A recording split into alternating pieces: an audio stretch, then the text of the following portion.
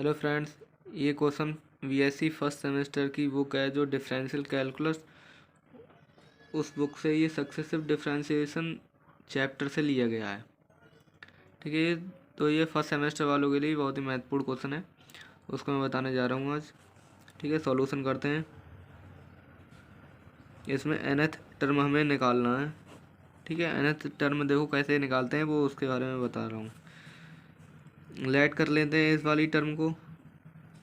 Late by बराबर 1 A X plus B लिख लेते हैं। ठीक है, बराबर में A X plus B inverse, ऐसे लिख सकते हैं इसको। इनवर्स इसकी पावर में माइनस ऊपर चला जाएगी तो टर्म ऐसे लिख सकते हैं इसको। अब देखो फर्स्ट बार इसका डिफ्रेंशिएशन करते हैं तो कैसे करेंगे, तो वो y1 लिख देंगे। ठीक है ना,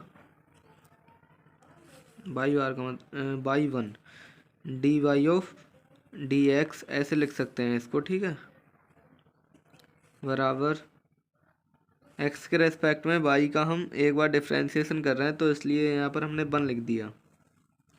अब इसका कर रहे हैं, देखो इधर ये टर्म चल रही है तो माइनस का 1 पहले आ जाएगा और ए एक्स प्लस बी की पावर माइनस का 2 इंटू ए हो जाएगा। अब देखो कैसे होगा, सिंस करके यहाँ पर फार्मूला लिख देता हूँ मैं, जो तुम्हें पता ही है, D of D x x की पावर एन बराबर एन एक्स की पावर एन माइनस 1, इतना होता है फार्मूला। ठीक है ना, अब इसमें मैंने एक बार किया इसका डिफ्रेंशिएशन, ये तो इतना हो गया। इस वाली टर्म का किया तो ये पावर को हम 1 एक्स एन मान लेते हैं। ठीक है ना, ये पूरी टर्म क्या है हमारी, एक्स है और ये 1 है माइनस का, तो माइनस का 1 हम पहले लिख देंगे।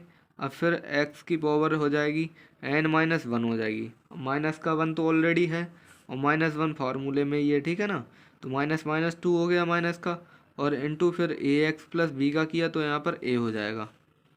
ठीक है, इतना तो समझ में आ गया होगा या कहते पूरा ही तोड़ कर दिखाना पड़ेगा। चलो मैं बाद में देखता हूँ, अगले देखते हैं क्वेश्चन। माइनस का 1 एक बार हम इसका फिर करते हैं अगेन। अब बाई का एक बार तो पहले ही हो चुका, एक बार और करते हैं तो 1 प्लस 1 कितना हो गया, 2, तो इसलिए यहाँ पर बाई 2 लिख दिया। तो माइनस का 1 और ये माइनस की 2 है पावर एन, तो माइनस का 2 लिख दिया। ए एक्स प्लस बी की पावर माइनस का 3, 2 तो ऑलरेडी है, एक और जोड़ दिया, यहाँ पर हो गया ए का स्क्वायर। ठीक है ना, ए स्क्वायर हो जाएगा इसका।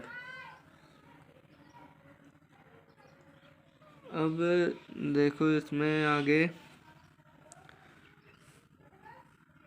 अब एक बार और करते हैं इसका, वाई क्यू माइनस का 1 माइनस का 2 माइनस का 3, इतना हो जाएगा ना। अब इसका हो जाएगा ए एक्स प्लस बी की पावर माइनस का 4 और ए का क्यू। इसको हम ऐसे लिख सकते हैं, वाई क्यू बराबर -1 माइनस का 2 माइनस का 3 और ए की पावर 3 अपॉन ए एक्स प्लस बी की पावर 4, ऐसे लिख सकते हैं, या इसको ऐसे लिख दो, -1 -2 -3 ए की पावर क्यू अपॉन में ए एक्स प्लस बी की पावर 3 + 1, ऐसे लिख सकते हैं इसको। अब इसका हमें nth टर्म निकालना है। nth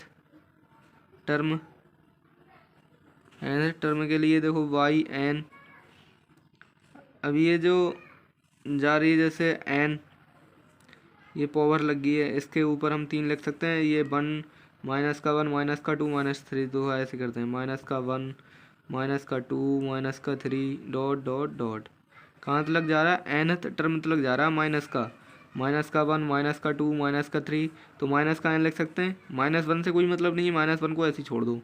1 2 3 कहाँ तक जा रहा है, n टर्म तक जा रहा है, हमें nth टर्म ज्ञात करना है। ठीक है ना, n टर्म तक, तो यहाँ पर हम लिख देते हैं n, और -1 तो माइनस तो ऑलरेडी साथ में चल ही रहा है, और क्या है इसकी गुणा में ए की पावर 3 है, तो ए की पावर n लिख देते हैं, क्योंकि n टर्म तक जा रहा है ये भी, अपॉन में हो जाएगा ए एक्स प्लस बी। अब ए एक्स प्लस बी देखो, ये हमारा n, इसमें एक पावर बढ़ती जा रही है तो इसका मतलब है n+1, ऐसे लिख देते हैं इसको। एक टर्म बढ़ रही है ना हर बार में, तो यहाँ पर n+1 हो जाएगा। अब इसको हम और लिख सकते हैं वाई एन बराबर माइनस का 1, ठीक है ना।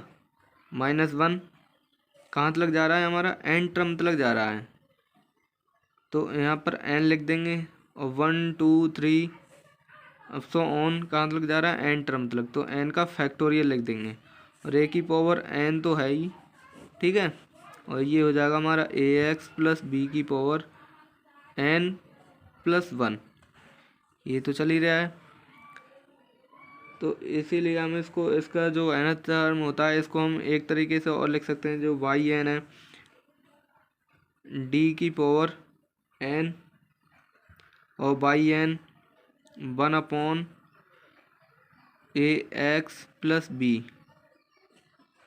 बराबर -1 की पावर एन इंटू एन का फैक्टोरियल ए की पावर एन अपॉन में ए एक्स प्लस बी की पावर एन प्लस 1 हो जाएगा, ठीक है। अब इस डी एन का मतलब है बाई, बाई के रेस्पेक्ट में ये टर्म किसकी है, बाई की है। अब डी एन को ऐसे देखो, उसको पार डिफ्रेंशिएट करते हैं, जैसे ये डी एन है बाई, तो हम इसको ऐसे लिख सकते हैं बाई की पावर एन, तो हम इसका बाई का एन के एन टर्म मतलब इसका डिफ्रेंशिएशन कर रहे हैं, इसलिए इसको ऐसे लिख सकते हैं, या इसको ऐसे लिख दो बराबर जैसे डी की पावर एन बटे में डी एक्स की पावर एन, और ये हो गया हमारा वाई, ऐसे भी लिख सकते हैं इसको, ठीक है ना। डी का मतलब है डिफ्रेंशिएशन कर रहे हैं हम, एन टर्म मतलब इसका वाई का डिफ्रेंशिएट कर रहे हैं, इसलिए इसको ऐसे लिख देते हैं। ये हमारा फार्मूला है, ये अगले क्वेश्चन में बहुत ही जैसे काम देगा, याद कर लेना इसको।